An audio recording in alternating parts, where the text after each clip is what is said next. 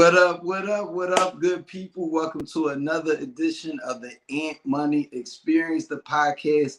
Unlike any other, Happy New Year's, everybody. Hope everybody New Year's starting off good. Glad to be here. It was weird taking a week off, but big things in store for y'all. I'm ready to turn up this year. It's going to be more shenanigans, but welcome everybody. If you're watching on YouTube, like, share, and subscribe. If you are watching on Facebook, make sure you share the pod. Also, if the Lord places it on your heart, we have a partnership with YouTube. So feel free to drop a super chat, whether it be $1, 50 cents, $100,000, whatever the Lord places on your heart. But welcome back again.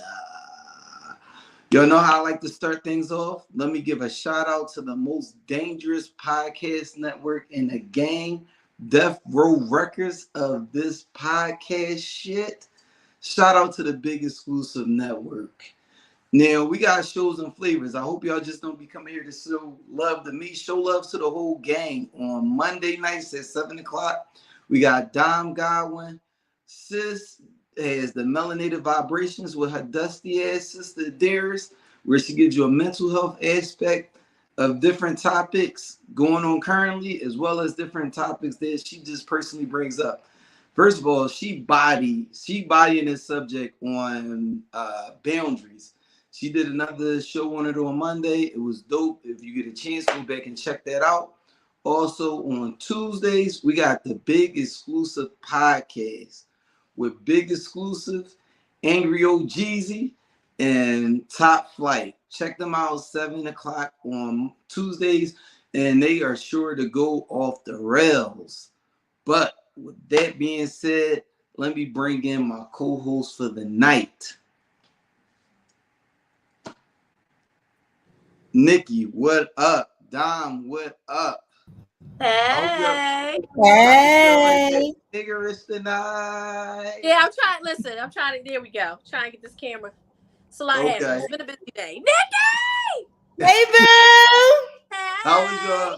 How was your holidays? It was a time. Somebody had fun. First of all, I acted like a degenerate, and it was completely fun. Yeah, mine was impromptu. Like it was only supposed to be me and Kaden, but then my friend's boyfriend was in Africa, so he stopped by. Okay. And then my neighbor that lived downstairs was like, "I got a new dog. Can I come up?" And then she was here, so it kind of was impromptu fun. It was a great time though. Listen, they be the best of times. I know, Everything right? was going good. I didn't care about my responsibilities. Then my daughter want to pull some BS and go to the hospital. But she's doing better now. Shout out to CC. Hope you continue to get better. Yeah, Shorty played too much. I said, 2023 was a trash year. You wanted to make sure that it ended on a trash note, huh?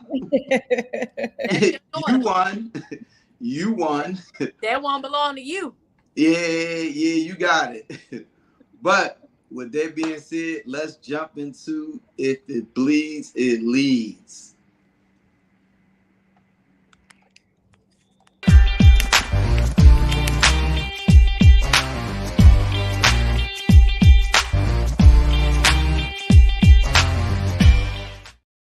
All right, if you could pull the first picture up for me, please, producer.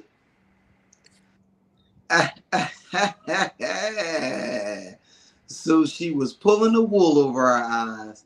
Miss Keke Palmer wasn't so innocent after all. Toxicity. All right, you can take it down. So my question, y'all, we gave homeboy hell. I know I was giving him hell. He was insecure in my mind. He was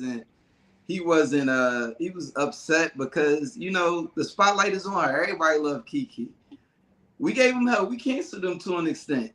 Made him get rid of his social medias and stuff like that. Now that we know he wasn't completely the aggressor in this situation, how do we feel about How do we know situation? that? We don't know that. Just because he filed a restraining order, did it get granted? Oh, so you didn't see the text messages that got released as evidence. Your homegirl was putting her hands on him. apologizing. I'm sorry. Can we work this out? And I mean, he's just not as completely guilty as I felt he was. And provoking her. I still stand by Kiki, but he be provoking. I feel like that's a tit for tat type thing though, because if she was abusing you the way you say she was, then why didn't you go file for the restraining order first? You waited until after she filed for it and tried to take custody away from you for your son. It's tit for tat. I'm not saying she's right. Okay. She should keep her damn hands to herself. Y'all know that. I don't agree with women putting their hands on men. You get whatever comes with it. If you bold enough to put your hands on a man, you bold enough to get your ass hit back. So I don't agree with her behavior at all, but I think that restraining order thing is a tit for tat to diminish her. This, like you said, we looked at her very differently. Like, oh, Kiki's innocent. Yeah, it's her credibility. He did do it for that. I mean, I'm just being extra, but I still love me some Kiki. I like Kiki. I didn't know who the fuck that man was until I mean, Lace. I mean, I agree. He did do some cornball shit. And I wonder, see, the only thing that I can't really decide is we did not dismiss it, Laments. Was not clear is if she did it first or he did it first, because I think that does make a slight difference. Not much of a difference, but a slight difference. Definitely tit for tat, but I mean that's about all I wanted to cover on it because this is a weird scenario. And when they give situation's weird. When they only give it like little pieces, it get like, I mean, at the end of the day, they both was fighting, putting their hands on each other. At the end of the day, that's what happened. And for whatever reason, she wanted out of this relationship. She probably didn't know how to get out, and that was the easiest way to release those still photos, file for that restraining order, and then go that route. And then he kind of came back. But they both are toxic people because you should never be in a relationship with somebody who's whipping your ass like that, male or female. The first sign of you need to walk away. You should never have a baby. My father definitely told me younger, like, yo, if you feel like you need to put your hands on it, it's time for you to leave. It should never come to that extent. But if you could bring the next picture up, please, producer.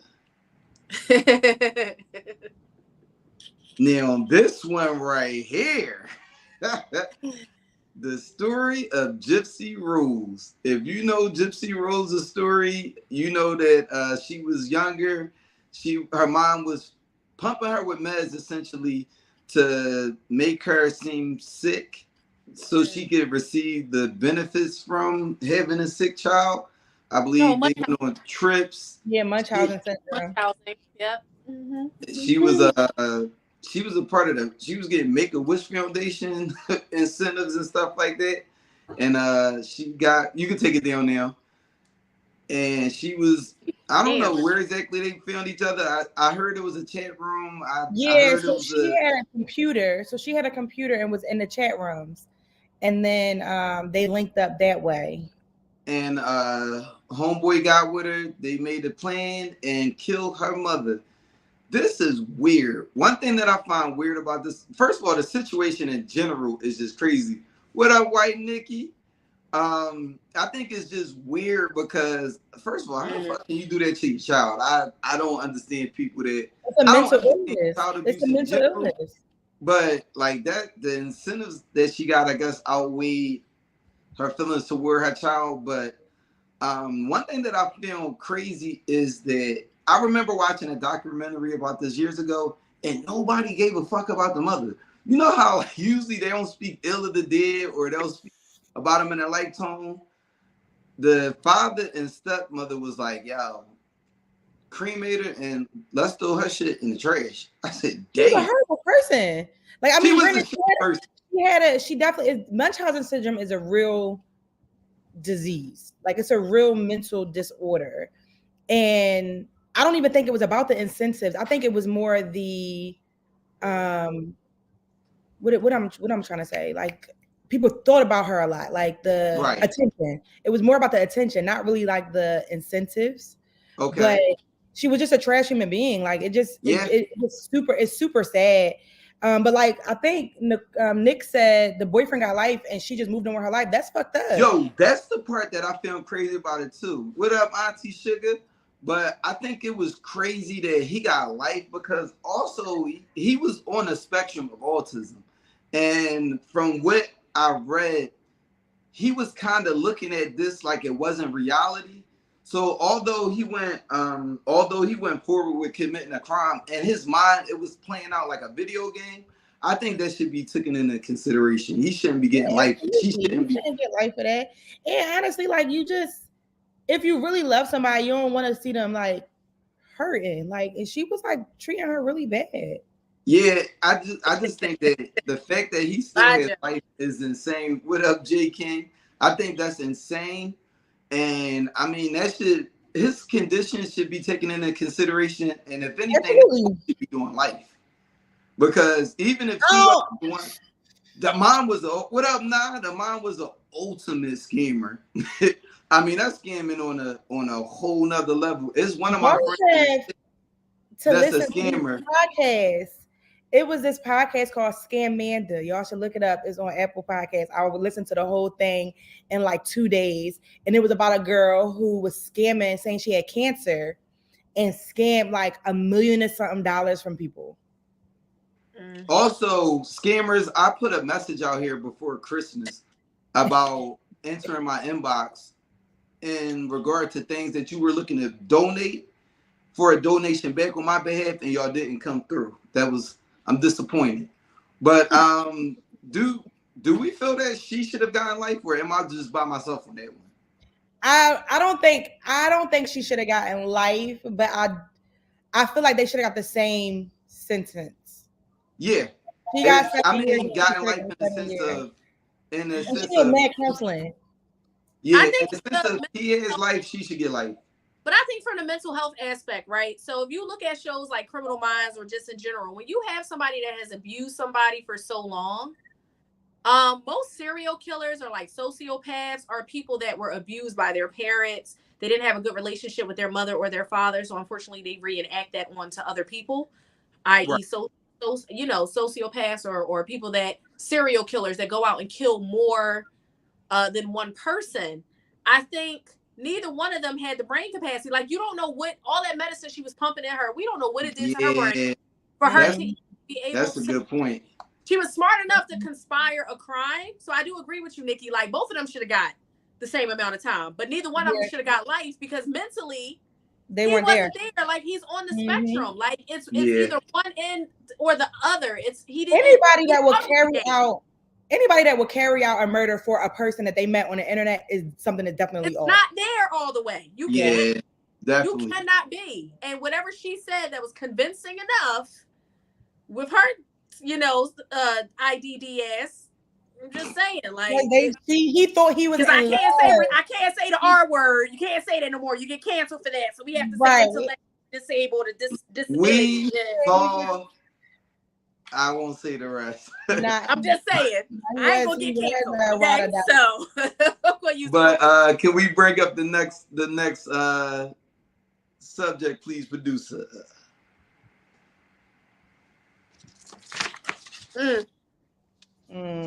Woo! You want to know what I did not like today? Is that you can take it. I think it was the Shade Room where they said Naomi Campbell. Can't say. I know, he gotta take it down. He fucking up. Just to take it down real quick. We ain't paying attention. There we go. Over there, texting his cheeks. That's what it is. There we go. What's that? We almost done it. The Shade Room put up a misleading headline, and it was like Naomi Campbell and I believe Michael Jackson or whatever was named in a suit. And I read those things, and I was like, why would they put this misleading headline up as if they were a part of this fuckery when they weren't? What I did get, because when I was at work looking this up, they didn't release everything yet. And at the end of the day, this it's going to be round 3 of this. So what I did was I went to what up, Deidre? I went to a news source that I knew wouldn't be biased on the topic, and I seen what they had to say about it. So these were the names that they pulled from the document. Prince Andrew, which is the younger brother of now King Charles, We knew that though from the documentary they put on that. He always been a pervert, and I knew that before this documentary. He got some nasty shit with him. Believable. David Copperfield. I don't really know enough. Copperfield. What'd you say? Let's Google what people look like. I'm gonna my handy dandy. Red wine, just red wine. I'm mad that you beat me to that joke. Sorry. Now these next two names were not surprising at all. Bill Clinton. Yeah. Donald Trump. Well, there's that. Michael Jackson. I was like, But the document that I saw that said that he wasn't. I mean, I didn't read the whole document. Did somebody say that he was actually at the houses? Because the document online said, the one that I saw was that they asked him, "Did you see Michael Jackson?" And the girl said no, and was never introduced to Michael Jackson. So I could believe that. Now, this last name that I pulled off that list was the name that was the most surprising out of everybody up there. Stephen Hawking is wild as shit. Is that surprising to you? Yes, that's surprising to me. That's not wild to me. That's not surprising to me. Them words be free. Words be free. They can't get nobody right? Yeah, he blows into a tube to make his chair go back and forth. How is he knocking these little kids down? It was probably more so touching or them touching him. So we was at work making jokes. I won't incriminate any of my coworkers, but they was like, he was probably on the keyboard like, "Can you touch it right there?" I said, "Y'all some sick motherfuckers." But that's probably who would have to go because he can't move. It's a lot of celebrities that's still on that list. You know who's on it? Who I think is on that list, and it wouldn't surprise me? Oprah or the Obamas. Ooh, Oprah. That's Oprah. I don't think the Obama. Michelle and Oprah are very tight. I'm not saying that the Obamas were into that, but I could see like they didn't know what they were sending their money for. You know what? The Obamas, what I would give them credit for is I think if you dig deep enough into any family that's like wealthy, you can find something. They've been keeping their shits under wraps. Now, when that chef was filmed dead in the lake and he was an excellent swimmer from what I understand, I was like, that was a little odd. It was very odd. I'm not much of a was weird, but I just said it was a freak accident. Because what was it, like he drowned or something? Yeah, he drowned while on a canoe. But I'm really curious to see what else is going to come from this third batch of names. What I want to know is what's going to happen to the people that they said was on this island. Like, are y'all going to arrest them? But they had a whole all we can do is Epstein, and they released some of those names, but then they killed them. So it's like we can't really validate all these names on the list because they killed him in prison because they knew he was about to run tape on everybody. Now, what was the excellent documentary that I watched? His wife's still alive though, right? His wife just got locked up. So she's locked up. But also, I don't think she wants any parts of naming people after her husband committed suicide. Yeah, that shit was wild. But I watched a good documentary that showed how he got into it. And he actually got into this like life of perversion, dealing with Hugh Hefner being his scout, and he just took proceeds that he was getting and just funded his sick, demented ways. I think that's some wild shit. Angry OG, I disagree. I don't have that lady giving up tape for the fact that a lot of these people on this list are very powerful people. And you just don't play around with certain things. I think she's in her place. I feel like she know that if she start talking too much, her ass gonna end up like Jeffrey. Yeah, absolutely. I think they already threatened her. I don't see her talking. While we are on the topic of people talking too much, did you guys see this Cat Williams interview? Baby, pieces of it.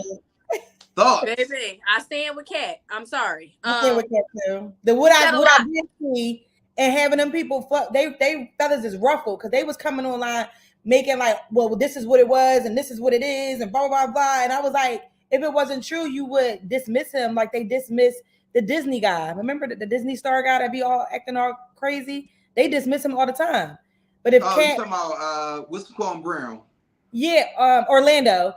They dismissed everybody thought it was Orlando. crazy. Yeah, but they dismissed him because they said what he's saying not true. Bring Jess. I hate the fact that it says Jess Cunny, but bring her topic back up. He definitely started the year off with a bang. Violence. I was curious as to what was going to be the first thing in a year that was going to like set the year off.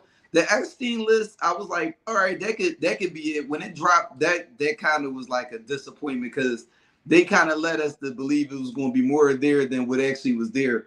But this Cat Williams situation, on business. I don't believe everything. On business. Okay? I think one thing that I found is as I'm listening to him talk, now I think if I had to guess, I'm about 2 hours in, so I got another like 50 minutes. I feel like he's telling a lot of the truth and then sliding some bullshit in, but he's told so much of the truth so far. You're like, you know what? I could believe that. So also, I prepared a list of things that I saw. Let's talk about it. Come prepared. So let's go down the list Mm-hmm. now. Ricky Williams. Do we believe everything he said about Ricky Williams? I didn't watch the whole thing. Ricky Smiley. Ricky Williams. Ricky Smiley. That's what I meant. Ricky Smiley. So I don't know because Ricky Smiley just came out on his show today and was like, "That's not none of what happened." But he talked so highly of Kat that it's like sometimes I think stars think they're bigger than what they are. But I also think that production and managers and the people that do all the contract stuff, I think they play big other artists against each other. I've seen it where they'll tell one artist one thing and then another artist something else, and now they're beefing when it's like, no, there was a miscommunication between the people that were supposed to be setting this up for you. So I don't know. I like Ricky Smiley. Now with Ricky Smiley, what I found is when he was talking about him playing Money Mike, I absolutely cannot see that. I can't see that at all. So I believe Cat on that one.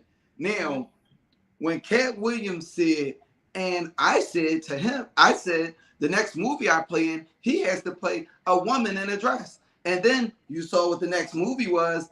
I don't believe that. I do not believe that Ricky Smiley took a contract knowing that was in it. And Ricky Smiley, the character that he played in that movie, is a character he's been playing for a long time. So I don't, Royalty, what up? So I don't believe that Ricky Smiley, it was in his contract that Ricky Smiley would have to be in a dress. But for the most part, everything else he said about Ricky Smiley, I did believe. Next name on the list, Steve Harvey. He whooped Steve Harvey ass. I believe everything about Steve Harvey. He whooped Steve It's Harvey. 3 hours long, Nikki. You just gotta like tag in. You gotta find some time. I know I tag, but I did see some clips about the Steve Harvey, and I believe it because Steve Harvey a bitch. I can't stand that man. I didn't like Steve Harvey for a long time.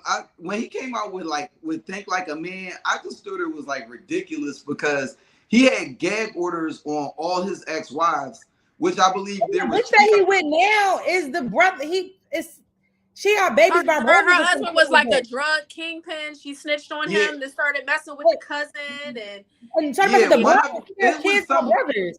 I don't remember which order it was, but one of them went to jail and one of them died, and she got money from both of them.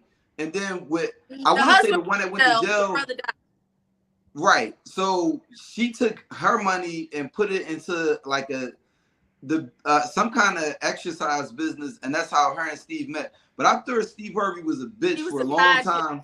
I felt like he was a bitch for a long time for that Think Like a Man thing. That was fucking ridiculous. Yeah, but he's always been corny. The part about him saying Steve Harvey with the man unit,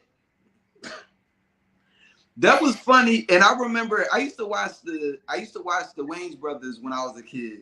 And I remember one day Marlon Wayans ripped something off of somebody's head, and he was like, "This toupee fake is the one that Steve Harvey wear," and I was like, "That was odd because they always look too perfect."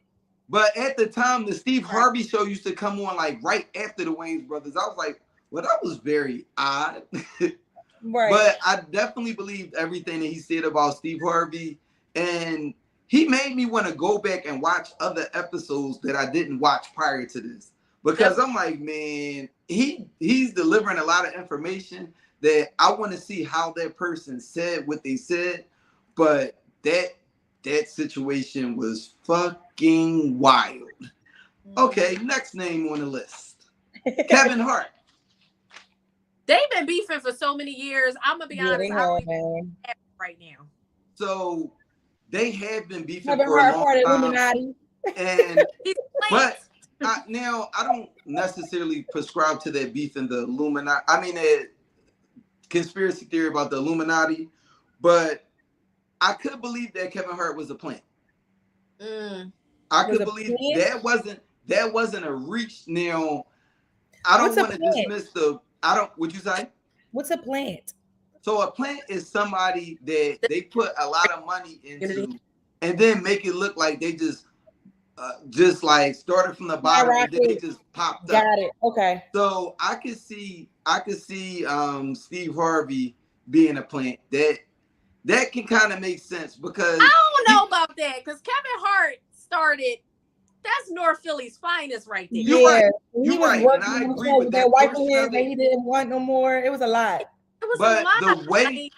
But the way he blew up, most stand-up comedians don't blow up in that capacity. That's the only reason why I could see him just getting in with somebody and him having slightly like a plan and somebody like, yo. To us, it seemed like he blew up like that. But I think to meet it to the world, it seemed like he did one thing and then it's like he had movies, but that wasn't it.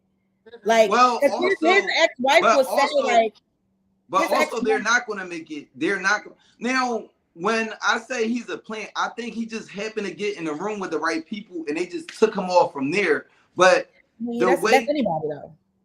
But does that make him a plant or does that make him stand out? Something that he said. Does it make him somebody? It's a mixture, but that's why I say some of the stuff that Cat Williams was saying, I could believe it, but also it's like he was saying so much of the truth, he could sprinkle some bullshit in there and we gonna kind of buy it because everything kind of lines up. Right. Even So the stuff he's sorry, the things, what'd you say?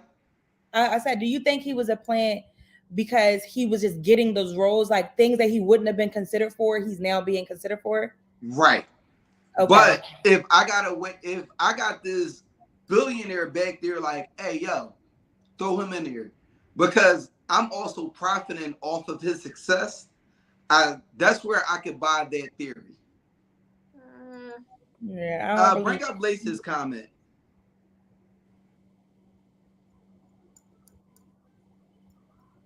He hustled. Even a Kevin Hart fan.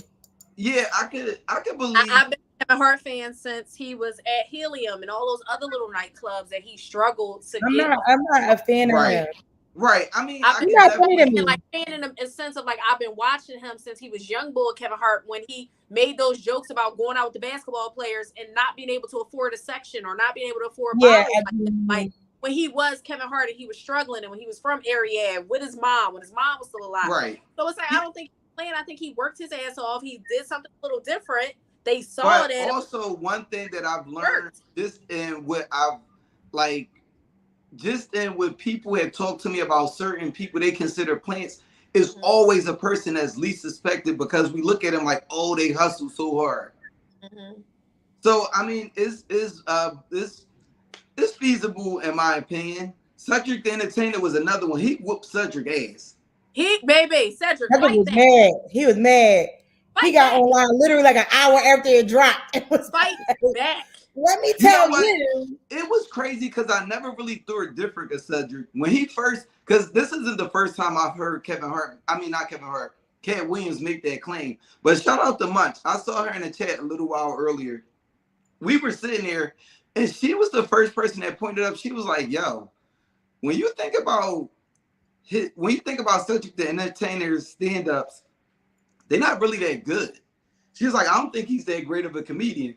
And I was like, no, he said she turned on one of his, I forget how she came across it, but she put the stand-up on and we was sitting there like, yo, this shit not funny. We sat there and looked at him for a while and I was like, damn. She was kind of like, show me the part where he get funny. And I was like, damn, I was defending him. I was fighting for you. I don't like Cedric the Entertainer. I mean, I'm not really a comedy person. So like stand-ups aren't really that funny to me, but Cat Williams was. Kevin Hart's was somewhat, but I like the people that's like they have the Netflix specials now. Like one was like this gay girl, like this gay girl, this random white guy. One Like, thing I will say, I love him, Matt Rife. I love Matt Rife. So one thing that I did like about Cedric the Entertainer, I mean not Cedric the Entertainer, Cat Williams, is the way he stood up for Ice Cube. The way people were saying that Ice Cube wasn't paying him, and he was kind of like, well, what do you want? He said, you don't go to the secondhand store and say, I want Gucci. He was like, so if this man is giving you an opportunity, you obviously needed the opportunity, but why are you shitting on him? He's funding this out of his own money for the most part. Why would you think you're gonna get paid top dollar? So Joe, I disagree. I do think Cat Williams got misses. Cat Williams isn't completely like hilarious to me. And I respect the fact that he acknowledged that he doesn't even think he's the funniest person in the world. He acknowledged that he feels there's a lot of people funnier than him. But I won't say he said a lot of people, but he did acknowledge that he had people funnier than him. That whole show was a 3 hour. Whoa. Bring back Mac's comment. Mac, baby, love you to death. Mike Epps is not funny at all. His stand-ups are horrible. Mike Epps, I think. You don't think he's funny movies? That's what I was about to get to. Mike Epps and Kevin Hart are kind of the same people where I don't think their stand-ups are like amazingly funny. I think that but that's what she said. There's a lot of people that's funny in movies, but their stand-up not so much. Right. And that's how I see. No, she said they are funny though. I thought she said they aren't. Well, we just gonna go with what I said and don't bring her comment back up. Don't bring her comment back up. No, she said a lot of people that are funny in movies are not corny. Funny in stand-up. Are corny in movies. No, okay, she said I misread it and I was trying to move past it. Wait, I gotta look back. Wait, no. No, a lot of comedians that are funny in movies are corny on their stand-up. Thank you for the second time. You want me to read it again and make it 3 times in a row? Because I can do it for you, boo. What the fuck? Women always bringing up old shit. We passed this. Why you bringing up? But the last person that he spoke on that I looked at that I didn't know how to feel or really know to believe that story, he talked about Martin. And he was saying that Martin told him that he had to take a hiatus, and he was like, all right, well, when you come back, we're gonna work on a movie together. I got a role for you. He said he walked in and he said that it was Big Mama's house too. And he said, Martin, like at this point in your career, like you've done so much. Why do you need to go back here and put on a wig? But I'm not doing it. Go get Whistle Column to do that. I was like, he was a drug addict, wasn't he? That's why he fell off real fast, because he was a drug addict. So let's call a spade a spade. He fell off because he was on drugs. We talking about Martin? No, Cat Williams. He said he never did drugs. He's a fucking liar. Like, I also felt he was lying on that one. Yeah, he was definitely a drug addict. He was doing. Come on. When he got his ass whooped by that young boy that time, and they had it on camera, and he was on the ground like this. I definitely felt he was on heavy drugs at that point. Yeah, no, he wasn't doing weed and nicotine. He must have been some laced weed because he was a drug addict. He was on drugs. He said he never did. Drugs. He said he never dealt drugs, but he never did drugs because when he was out living on the street, he had talked to people, and when they talked about their lives doing drugs, they never had nothing good to say. They always said that, where's the proof? I can say anything. I feel like if you had a proof, you don't have a proof right now, and it'd be some crazy ass photo of him being like high off something. I personally believe that every person in Hollywood snorts coke, and you cannot tell me otherwise. Listen, Cat Williams told us in one of specials how he was going to them parties and they had them little rooms, and if you looked in, you might have seen some stuff. I know they had coke circulating around in them parties. Yeah. I don't know. Listen, in Judge Mathis voice, I know a crackhead when I see a crackhead. I will say he partaked in a little Mary Jane. Yeah, he was definitely. You can't tell me he didn't do nothing. Listen, I said he did that shit. All right, producer, can we move on to the next subject? Can you bring the next photo up, please? Cheryl Parker inaugurated as the 100th Philadelphia mayor and declares public safety emergency. So, you can take it down. We don't care. Audience, how do y'all feel about Cheryl Parker? I didn't personally, I haven't lived in a city in a while, so I don't really keep up with the local politics as much. I still go back and vote. She clearly seemed like she had that one in the bag, so I voted for her in the primary. I didn't feel the need to vote for her in the other election. But I respect that. Fuck her. Yeah, I don't know nothing about her. She with that being, for sure ain't our kinfolk. I can tell you that. Okay, so with that being said, this wasn't a shitting on her session. Oh. So with what I wanted to ask is, with her coming in office, what are some of the things that she needs to do now?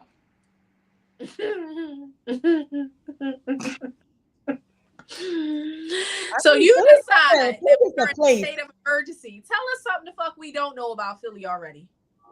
All right. Yeah, you can declare state of emergency, but what you gonna do to what you bring gonna do about it? Are you bringing in martial law? I think y'all misunderstood my question. So I'm gonna ask you to go first, Nick, and then I'm gonna ask you to go next, Dom. Nick, you're Cheryl Parker. You're walking in the office. What is the first thing you think needs to be focused on? I think it has to be like the poverty level, because poverty breeds violence. Poverty breeds this. And when you're in poverty, you're not that educated. I'm not saying all people who are in poverty are not educated. Okay. I'm gonna say when you get into these pockets of areas where these babies are having babies and are not being led by great adults, then you have kids that's missing 72 days of school who gets passed along, and then they end up on the street because they don't know how to. You see the thing where they couldn't tell time on the clock recently? It was this Instagram video where he was asking the kids to tell time on a regular clock and they couldn't. So when you have these things, is that a lost art though? Is that like no? Because Kaden, I asked Kaden because I was scared for a little bit. I was like, Kaden, what the clock say? And he was like, oh, I learned that in second grade. It's just that it's like the poverty and like the school, and I don't know how you fix it. I have no idea how you would fix it, but I think the poverty is the first thing. And because when you have poverty, it just breeds bad juju. Yeah. So raise minimum wage. Give people a reason. Yeah, because I just heard it was $7. It's still $7. But the cost to pay is not going up. So if I can go make more money on the streets, being a street pharmacist, or living a life of crime, why would I ever go clock in and punch somebody's clock? Well, the being a street pharmacist is not the same because you don't even know what you're selling anymore. Not that you had too much about it before. But you taking a lot of shit with fentanyl in it. Yeah, you taking a chance at murder and second degree murder every time. I know somebody. But what's the alternatives? In their mind, they're not thinking that. When they're at home, they're not thinking that. From what I perceived, from what I read. Let me put that caveat in there. Right, but like, what's the alternative? We don't know personally, people. Right. But what's the alternative? Imagine when you're a child, right? And I'm going to say, like, you learn how to drive a car at 16 years old. You think you're invincible. You're not scared at all. I know someone who's learning how to drive at 30 something and they're frightened. So when you have these kids that's dropping out of school selling this weed or whatever the case at 16, they're invincible. Oh, I can outrun this. I'm smarter than the law. Also, what I would say. What up, though? What I would say to that 30-year-old, stop being a fucking nut. It ain't that fucking hard. But if you can learn how to steer a bike, you can learn how to drive a car. Driving is scary. Right. It's scary though, because when you're older, you realize that you could die. Like, I was outside at 16 driving 16. with no care in the world. I knew I could dive in too. Yeah, but you're not thinking about that when you you're get younger. You don't even think about death. You think you are invincible. You think you super. are invincible. Think about death. So when you have these kids that are selling drugs and doing all that weird shit, that's like when you go into school, you doing all these dumbass pranks, and you realize that you could go to jail for half the pranks that you do. All right, time out, Nick. You going too far left. Now, Dom, you're Sherelle Parker. It's your first day at the job. What's the first thing you're going after? I think I agree with Nikki with the poverty level, but I also agree with the gun violence in the city. Like, what I do living. I'm a training supervisor. So that is actually the first place that she went. She immediately was making moves. And what are we going to do about the gun violence? Are we bringing in martial law? Are we going to enforce the what do they call it? The time frame? What do they have? The what is it? The curfews? Like, are we actually going to enforce this? But we have shortage. One thing that I will say is my dad is a retired police officer, and he's still kind of tapped in. He said that like they're increasing patrols in neighborhoods, and he was like, I mean, I know what it looked like. He said I ain't hearing nobody really saying it, but he was like, it looked like stop and frisk is what's going on. But she mentioned that was a problem then, though. Much as I hated the last mayor that Philly has had that brought the crime rate down, had stop and frisking, please. But she mentioned that in her campaign about stop and frisk. And unfortunately, the people that are on the wrong side of stop and frisk are people that look like us. I mean, we also look like the people committing most of the crimes in Philly, so. Yeah, but look where Philly is. Philly is a Democratic state because Pennsylvania is a Democratic state because of Philadelphia, but technically we're a red state. We're technically Republican in the state of Pennsylvania, but because Philadelphia has a bigger population, it makes us a Democratic state. So Philadelphia, yes, is heavily populated with Black people because we can't afford to live anywhere else. And everywhere else is secluded and racist. Try to go out Monco. Try to go out Bucks County. You think they taking our Black ass out there? They're not. But that's why they're moving back into the city. And they're pushing us out allegedly to the county, but then they have property taxes that we can't afford to pay. Yeah, that's why I'm going to start looking towards buying property in Chester because that's where y'all niggas going to have to go. But on to the next topic. Chester's a good time to buy some property right now. You got to get the niggas in the neighborhood though, right? So don't nobody go up in there and steal your pipes and shit. So you got to find the little young bulls in the neighborhood that be, hustling on the block. So them a couple of ones, so they'll protect your property. Real shit. Because I was thinking about it. I wanted to go buy some property up in Chester because Chester and Philly they turned it into the same places. So you find a young boy on the block. You can't just go on nobody's block. You can't do that. Okay. So you find a little young boy who run the block. You pay him a couple little ones to make sure don't nobody go in there and steal your pipes and shit when you start fixing your place up. Yeah, because it's probably one of them young boys' uncles anyway. Exactly, crackhead shit. But go ahead. But I know neither one of you will be able to really relate to my sports takes. You don't know. Fuck the Eagles. Wow. Got that ass spanked. Not fuck the Eagles. Not too much on the Eagles, but I am rooting for the Raiders. We gonna be back next year. I'm not rooting for y'all niggas, but I'm rooting for the other birds. That's a good comment. They making these ghost guns. So we passed it. I know, but I was just looking. I'm sorry. I'm looking at the comments. But also shout out to the 76ers. Keep doing your thing. Y'all looking better than I seen y'all look in a long time. Keep up the good work. Shout out to the Michigan Wolverines. That's always been my second favorite sports team for college. And that is that. Now y'all know how I like to end. If it bleeds, it leads. Drop my funny. Oh, wait, time out. Not just yet. Producer, drop that video. The judge video. If I'm in a better place in my life, I'm not doing drugs, I'm not out there committing crimes now, and I feel like I should be given a shot. I appreciate that, but I think it's time that you get a taste of something else because I just can't with that history. In accordance with the laws of the state of Nevada, this court... No, hey!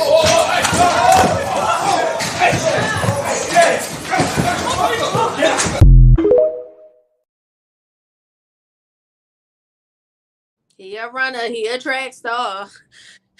He gonna run away if it gets hard. Listen, I can't tell I y'all feel so how bad many for that times lady. I watched that video I yesterday. don't feel bad for her. That's an Olympic gold medalist. You know how high you gotta jump to clear? But she thought she was tough. You see how she tried that? She said, yeah, I'm done doing that. I think he need a little something else. He said, bitch, fuck you. She gave him 30 years. He don't care. That's life already. I mean, you know, one thing I'll say, I've always wanted to like take that kind of frustration out on somebody that I knew I had absolutely no chance to. I mean, when he was on the ground, you could see them arms going like this.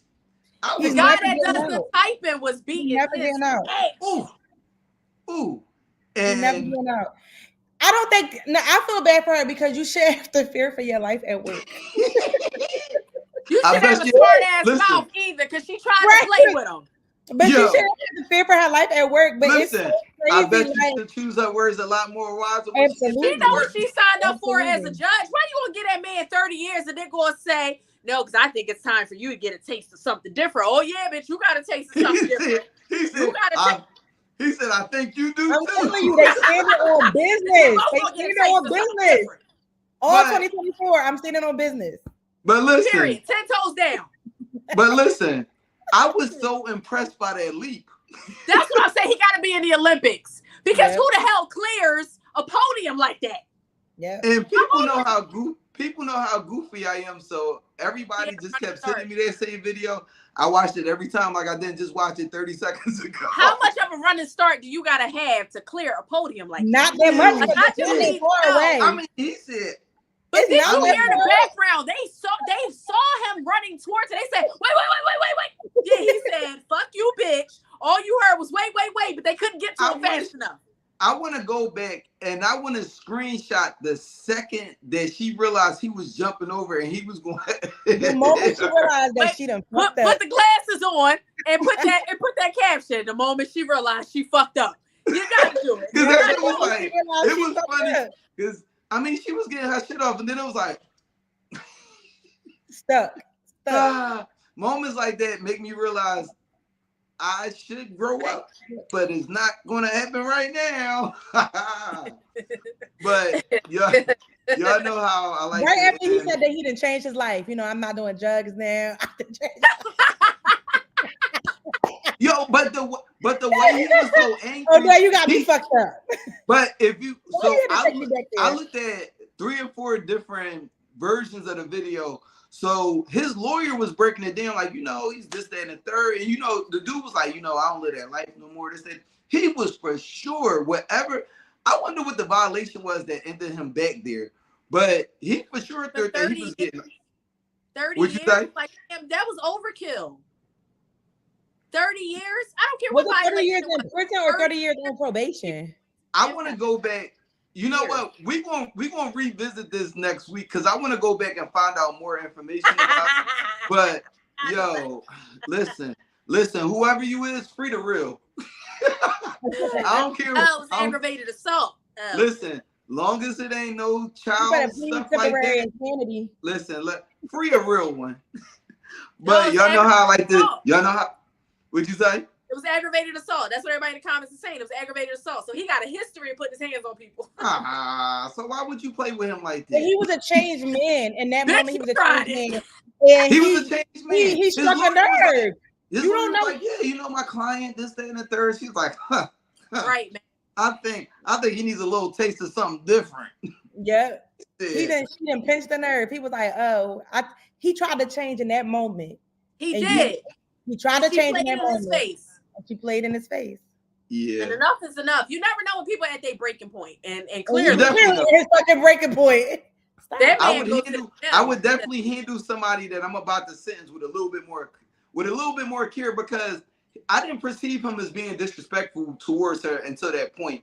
And the way she was talking to him didn't look like he was disrespectful. So I mean, you didn't have to. He even said, I appreciate that, but bitch, it ain't no but. Yep, I appreciate that. But, But y'all know how I like to. If it she was bleeds, tired. Maybe she was PMSing or something. she was PMSing. And then Cortez, I bet you'll leave that at home next time. Hello. But y'all know how I like to end. If it bleeds, it leads. Let's get to my funny video of the week. That was amazing. What's your name anyway? Can I have your number at least? Maybe we can do this again.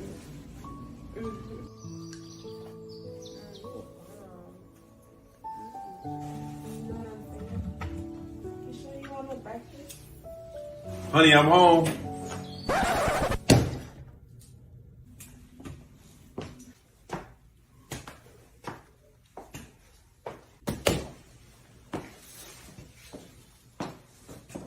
How would you like if I took your spot?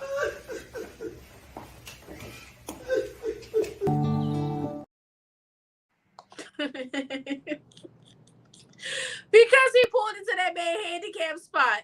You know what? I am very guilty of pulling into handicap spots because I identify as a cripple. So I think I'm entitled to it, and that's why I do it. I am good for pulling up in your handicap spot. I remember this one guy in my apartment building left a little note on my door. They left notes on everybody door in my building, and everybody's probably like, y'all know exactly who parking in that handicap spot. And y'all not, well, let me not say that out loud. Right. You're gonna get killed. Yeah. But with that being said, let's jump into lounge talk.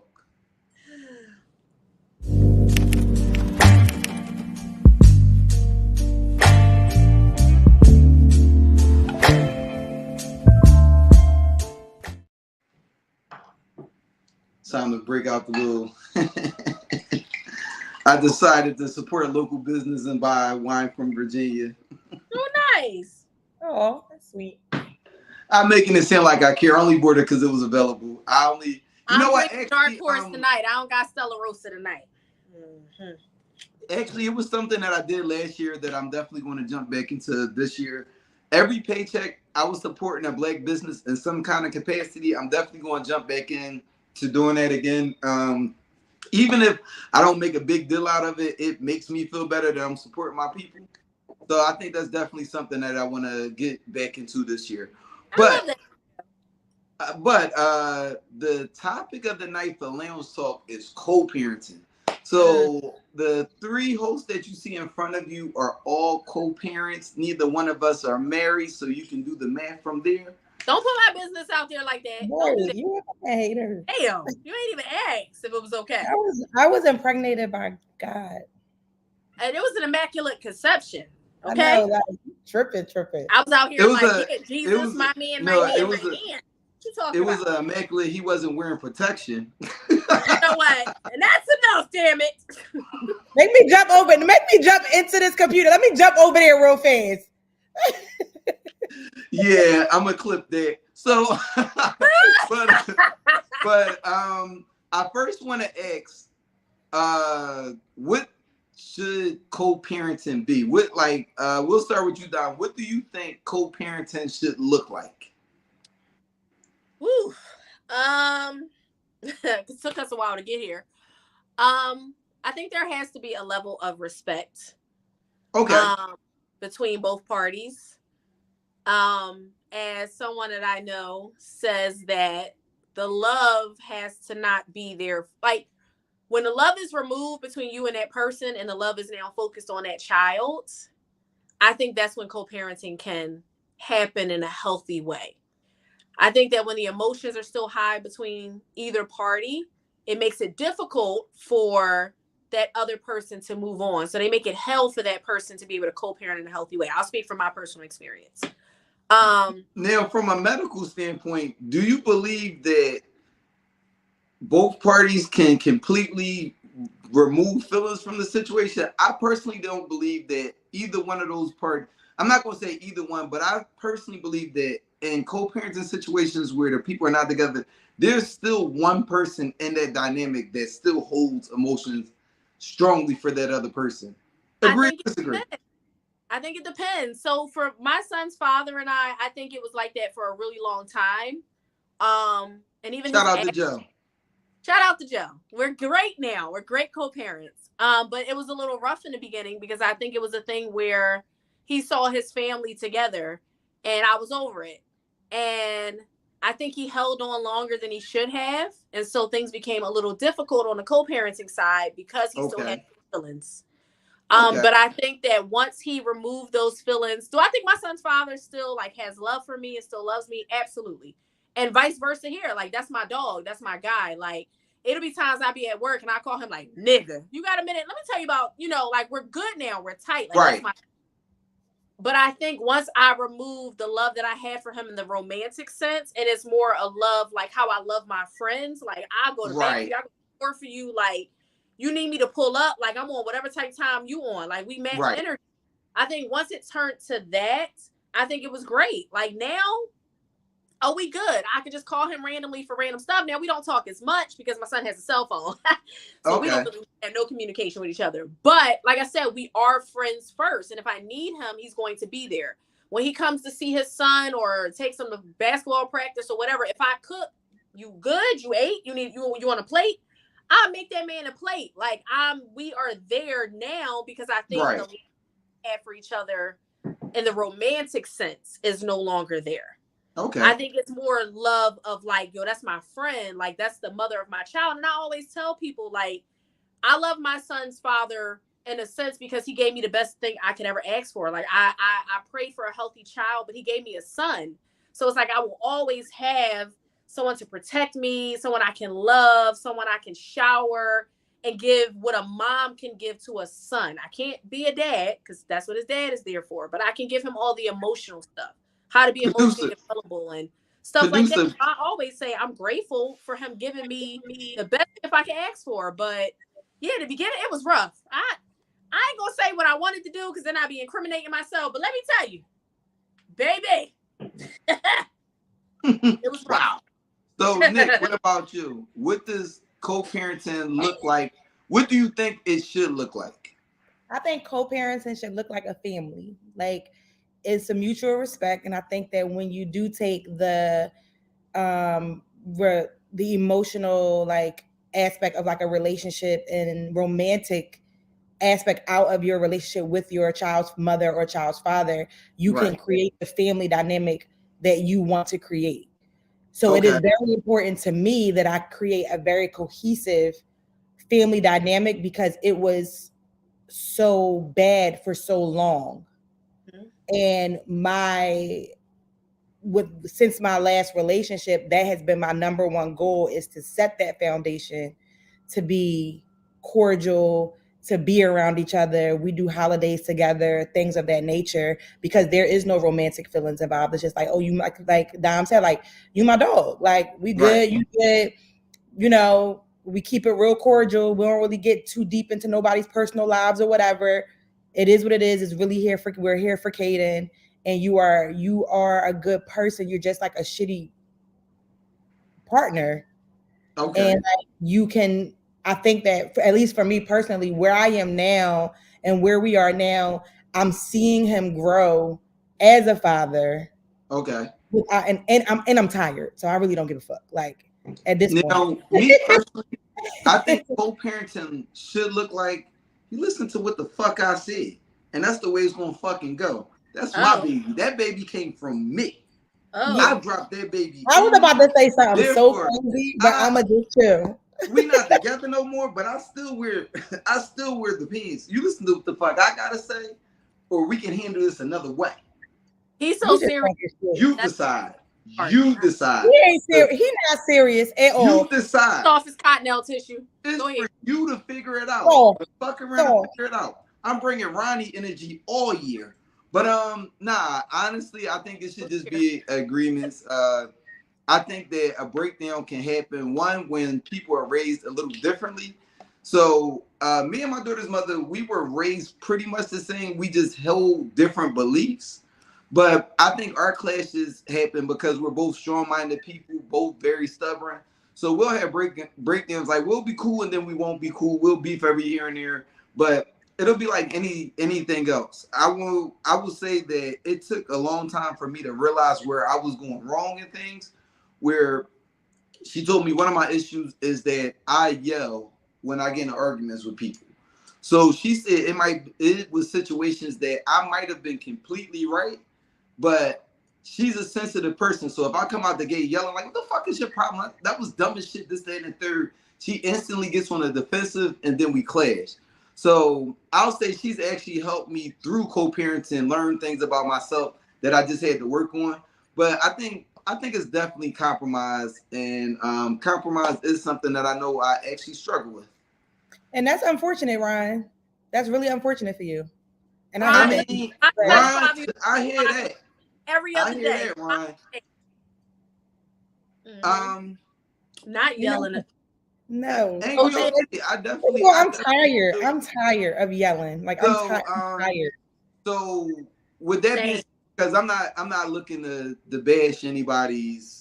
Yo, where you get your hoodie from? Somebody in the comments asked, and I ain't even peeped the hoodie. Where you get your hoodie from? Listen, we going this year. We doing something different. Merch is going to start coming. Listen, OG owe me some hoodies too for Melanated Vibrations. We got to talk because I need hoodies. We definitely need to talk. It's hoodie season. But just so you know, I do make t-shirts, I do make hoodies, I do make mugs, I do make coffee mugs. I do. Damn, put it right in the back because we already got a website for that. What the fuck I do to you? We already got a website for that. Conflict of interest, but we already got a website for that. So Nick, starting with you, what would you say is a quality that you were doing bad as far as with co-parenting? Because there's no way that somebody is completely right on in any relationship. So what's one thing that you could say you looked at or the person pointed out that was like you were doing bad in the co-parenting dynamic?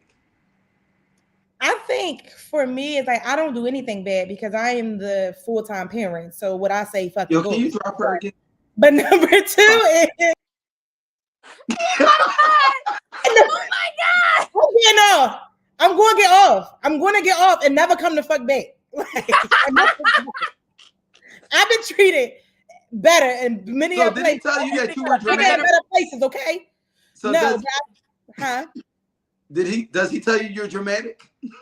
I am dramatic.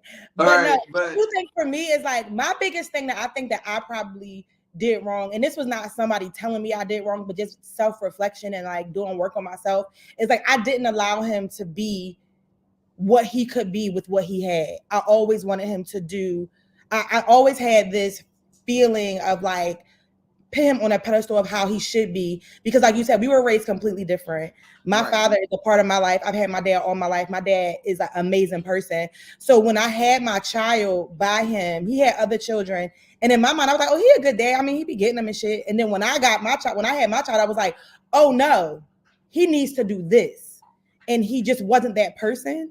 So I think that for me, it's like, what I could have done better was kind of trying to meet him where he was at and help him grow as where we are now. Like where we are now, I could have done before, where like I can meet you where you at and then get and help you grow and kind of give you a little bit more leeway to be a factor in his life.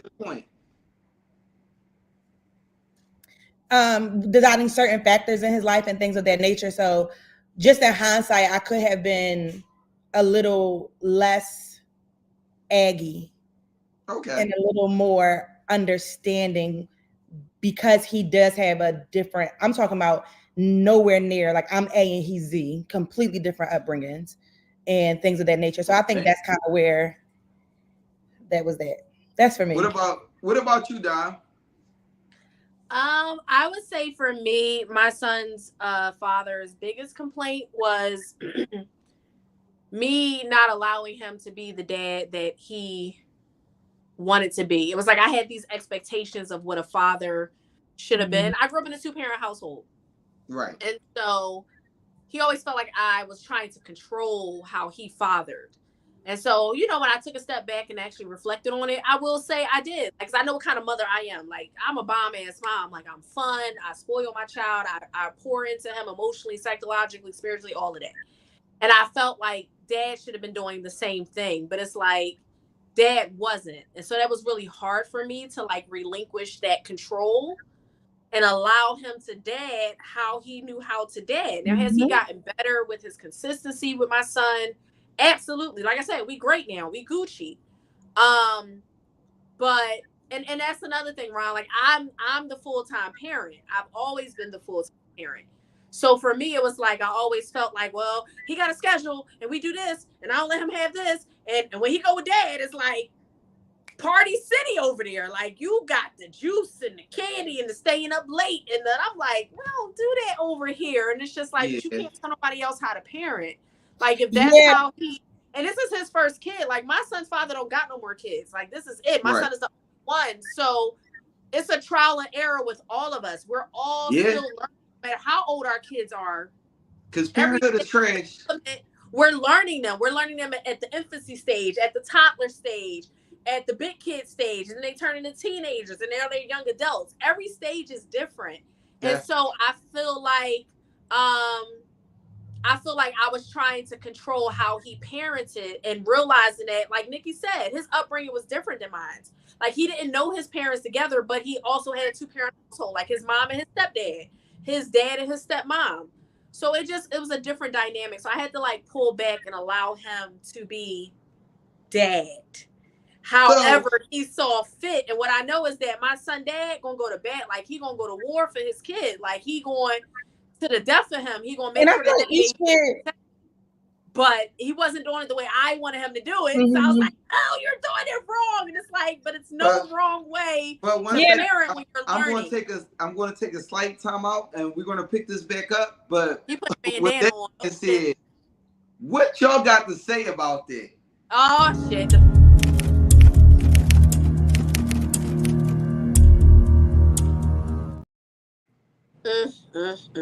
Shout out to my cousin Mark. Don't put the bandana. He's not even an internet person, and he was like, I really like your little podcast. He already pissed me off when he said little. You know how black folks compliment other black folks. I was about to say that, like, why you get little for it? I had to let him know. Watch your fucking nobody said that we could. We understand. Well, I know at least Dom and I understand that a woman can't show a boy how to be a boy, a man how to be a man. Right. But one second. Producer, drop the link. Audience, this is your time to chime in on the topic at hand. That part, right? It is annoying, but I feel like what you said, Don, was like I said, my son's father has other children, but I'm a different parent than his other kids' moms.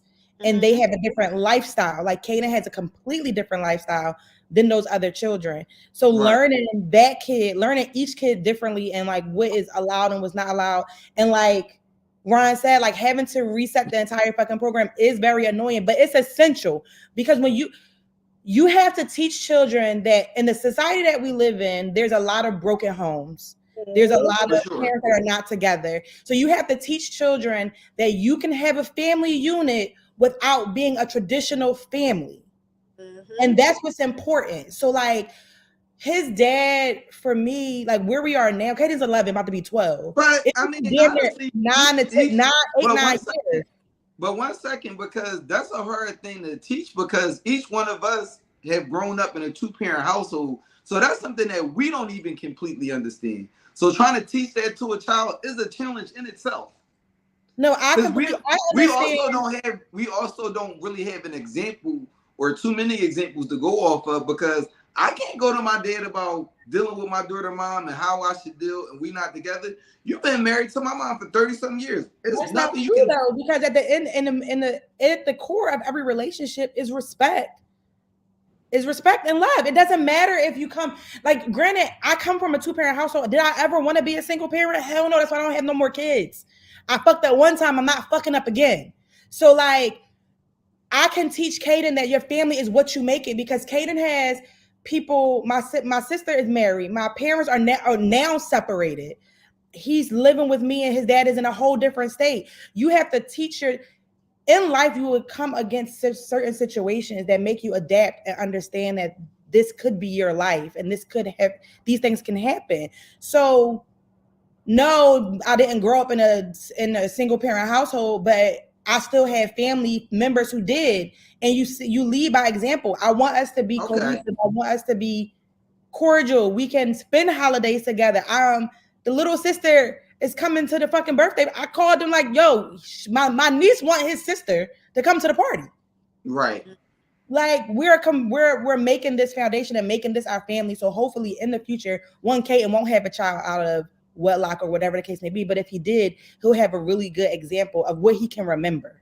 Honestly, most of our kids are going to have kids out of wedlock because marriage just isn't the foundation that it used to be for previous generations. So I think it's just going to keep perpetuating further where it's going to come to the point that I'm not speaking that into my existence. My son will be married. I'm not saying he won't. I just think the likeliness yeah, of it. I'm not speaking that. Sip my wine too. I'm gonna want for my nephew to be a polygamist and have multiple women. Don't settle. Hey, Ryan, what up? Yo, what's happening, yo? What you about to? Not the pool shot. About to cut the body? I'm at the airport. I'm at work. It's cold as shit out here. But no, Ryan was supposed to join us tonight, but Ryan unfortunately had to go in and take care of business. But Ryan, what you got to say about the subject? How do you think co-parenting should work? Fuck them bitches. No. So. Or more wine. That's how he feel though. That's how he feel. His comments. That's how he feel. I mean, Aunt see me like how I move. So, my biggest thing is like, when the kid go with the other parent who's not like the main parent, and when they come back, you gotta kind of like reset. You know what I'm saying? Because like you said, you got systems in place. They going to bed at a certain time. Homework gotta be done at this time. They eat at this time. They get up for school at this time, and then you gotta completely reset. Or if they don't have the same rules as you, like everybody's not gonna have the same rules. But when your kid come back and you gotta complete, what's wrong, Aunt? When you gotta complete. Wait, time out. Bring Sir Pop. That last comment back up. Yo. He said basically the new hires work this late. You trying to say the new hires is late for work? Oh no, they call me in for OT. But no, you ain't show up here on time. But no, like you was saying. Well, yeah, it's just like co-parenting should be like a peaceful thing. You know, you're not gonna agree on everything, but I know in my situation that don't really happen. And in my situation, I got all the authority, so that's why I got a different perspective on it. So I don't really have to, like I tell you all the time, I'm not a good co-parent because I don't have to co with anybody. I just don't. You know what I'm saying? Like I'm the authority. I got sole everything. So it's more of you can do this on that day. You can do this, and sometimes that's why I was saying like different situations require different like boundaries and everything. Sometimes it has to be that way, and when I do it, it's more to protect the child. Because if you're sending a child somewhere and one, they're not safe, the hygiene isn't up, and I got all girls, so y'all women, I can be very specific. Just the things that a little girl or a teenage girl should be doing is not up to par. Me as a man, I can identify that. So it's more about protecting the kid. But as far as the co-parent, like I'll tell you right now, I'm a terrible co-parent because I don't even bother with the shit. Like whatever I do with my children, I just do it. There's no, hey, how do you feel about this? There's none of that shit. That's not. Wait, you can't see I don't do that. I get what you're saying. I definitely understand what you're saying. Now I have more perspective on what you were saying in the comments. I feel like my normal everyday life and his normal things, I don't ask for permission. This is what it is, and that's what it's gonna be. And then I think my situation is a little bit different than ours.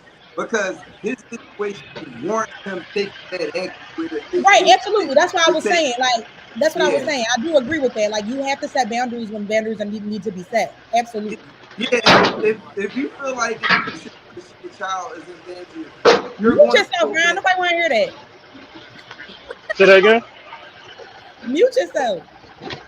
Oh, my bad. I was still on. I was trying to talk to you. I can get up. I can get off it. That's it. I can get off. All right, that's good. Brian, definitely appreciate you checking in, and we'll see you on one of the future episodes. Peace and blessings. All right.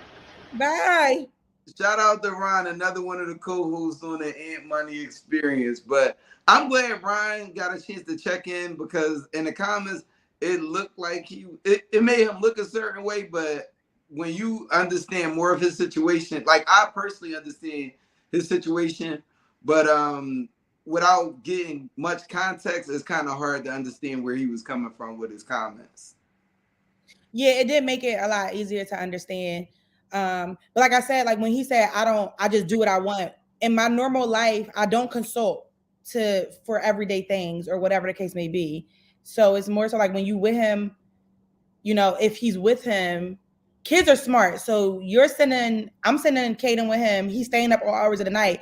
He come home, he's gonna be sad. He's gonna be mad the next morning. He's gonna be tired. So he's gonna start learning. He's gonna learn and adapt to be like, either I'm gonna have to go to bed early at dad's house because I'm gonna be tired at mom's house or whatever the case may be. So they learn to adapt, and just like kids know how to deal with, like Caden would know what was acceptable at Dom's house versus Ant's house versus my house. Right. So that's gonna wrap up what y'all got to say about that for the night. Definitely glad that Ryan got a chance to call in. With that being said, we're gonna step into the spotlight portion of the podcast.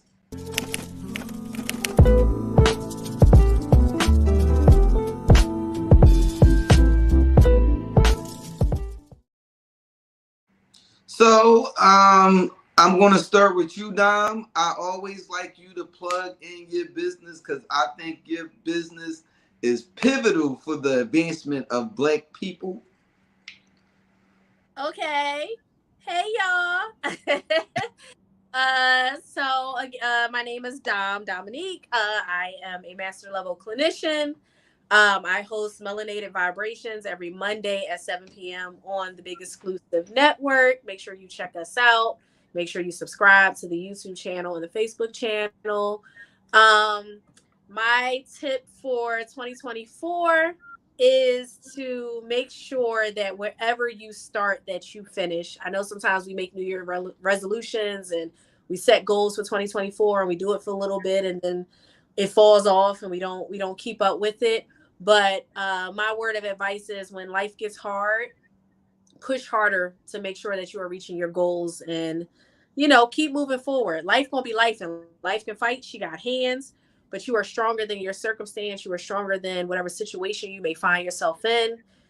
Again, feel whatever you feel, sit in it, but do not stay there. That's all I got for you guys. I love you guys. I'll see you guys on Monday. Plug the business. What bit? All right. So I'm a therapist. If anybody needs a therapist, you can find me at melanated_vibrations on IG. You can DM me. We can set up a consultation.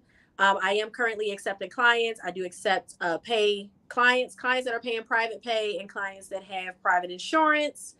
Okay, Auntie, I'm gonna check it out. I do accept private pay clients and I do accept clients that have private insurance. I'm currently not taking state insurance right now, but I will be within the next 30 days. So melanated_vibrations on IG. If you are looking for a therapist, if I'm not a good fit for you, I will plug you into other therapists that look like me, that are educated, that have the experience. So I promote mental health for all Black and brown people. It's very important and we need it.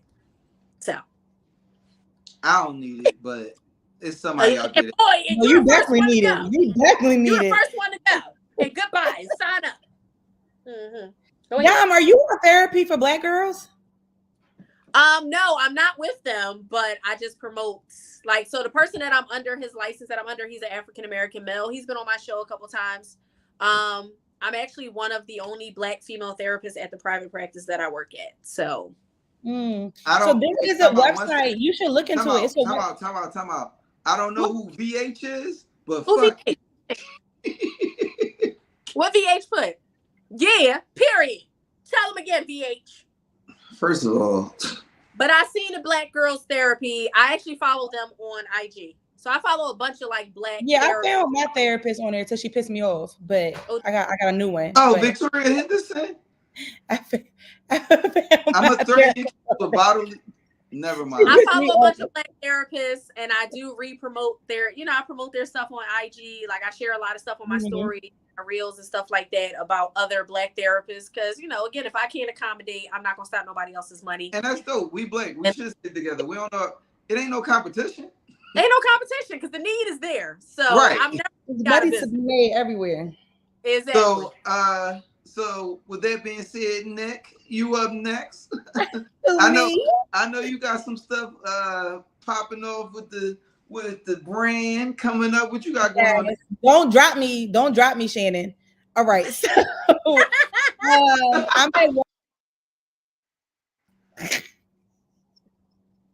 I'm not coming back.